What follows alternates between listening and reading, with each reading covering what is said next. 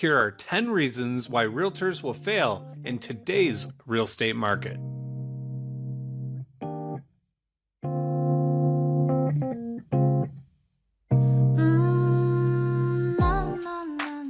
Hey there, welcome to the Anatomy of a Realtor, where we are building beautiful realtor physiques, one exercise at a time. I'm your personal trainer, Mike Seeler, and today we're going to be doing like a full body workout. And we're going to be discussing my top 10 reasons why I believe realtors will fail in today's market. So let's get started with number 10, and that is your online presence.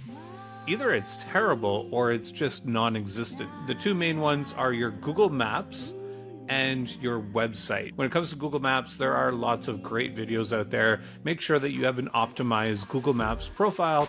And when it comes to your website, there's really two types of people. There's people who love websites, they love blogging, they like building hyper-local pages and all that stuff. If that's your cup of tea, then go for it.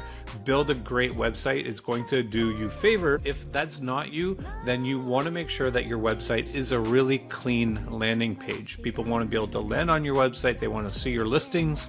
They want to search other listings, and they want to be able to contact you. So you don't need 5 and 10 and 20 pages. One really good page that represents you well is all you need for a good online profile. Number 9 is failing to plan. So you've heard the saying, if you fail to plan, you plan to fail. I'd say most people today are really busy doing the wrong things, and that's because they don't have a solid plan of action. We lack focus, we lack structure, and we lack commitment. You would do well by searching for the Pareto principle and learning about the 80-20 rule. Principle basically goes that 20% of the things we do will account for 80% of the success we have. And the same goes for real estate. The same 20% doesn't apply to everybody. So when you find something that works for you, whether that's door knocking, that could be going back to number 10, which was building your website. If you're good at generating online leads doing that, then go for it. But you need to figure out what works for you, and you need to be consistent on doing that. Number 8 is lack of professional training and development. So this wouldn't be the case 10, 20 years ago. Going back in the yesteryear when realtors used to do an offer on a page front and back, there was a lot of handshakes. There was a lot of business going on like that. Well, today, realtors are under scrutiny, and there's a lot of lawsuits going on out there, and people are just able to complain and sue realtors. If you do get sued, a couple things might happen. You might just lose your license, so you don't want that to happen. But the stress of being sued can also really hurt your career. You might just not want to be in this game anymore. So make sure you're doing your job well, that you know how to write offers, you know how to protect yourself. That's going to ensure a long, healthy career. Number 7 is failing to adapt to the changing market. And my story is a perfect story for this. I moved into the community I live in, rural Ontario. And 10 years ago, if you were to go on MLS, you would see that half of the listings were photos taken with flip phones.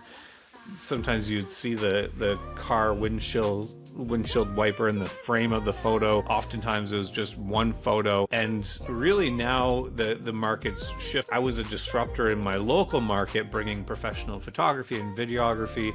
And even now it's shifting again. The quality of video is becoming that much more better, of course, with drone photography, but we have those high quality 360 tours and floor plans. We have virtual staging.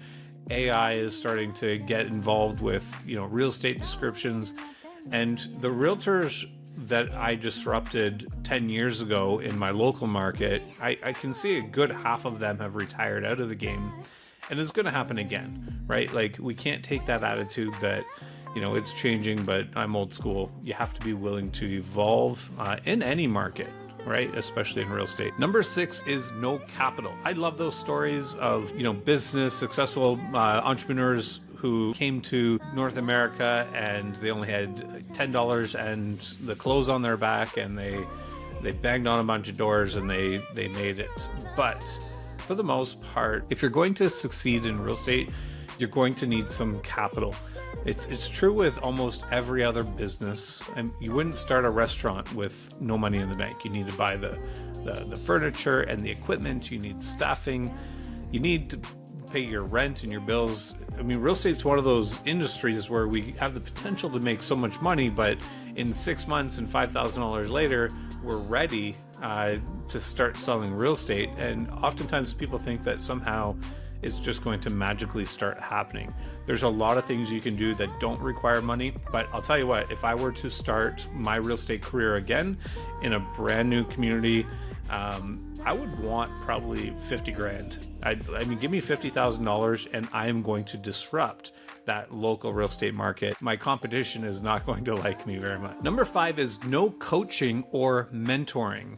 Now, we're all online, we're searching up these videos, we're trying to learn, but real good coaching and mentoring is more one-on-one.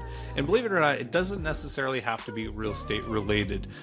We're talking about personal development. I look at coaching as similar to staging.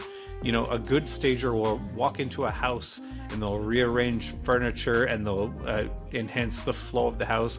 I mean, you come home, if you're not used to staging, you come home and your home's being staged, you're like, oh my goodness, this looks so good.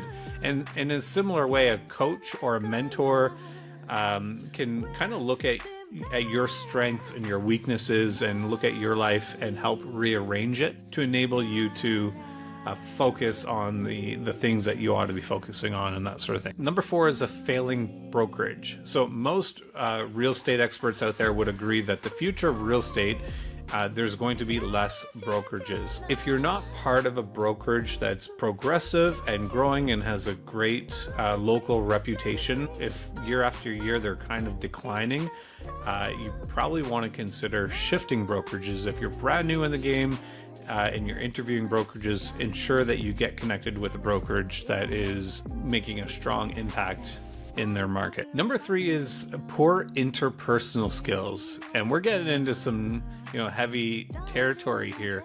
But if you're not good at being with people, chances are they're not calling you when they're ready to buy or sell. You can have a lot of people in your sphere of influence, and if you're not a great listener, if you're not empathetic, if you overall just have poor people skills, chances are you're going to lose a ton of business opportunities.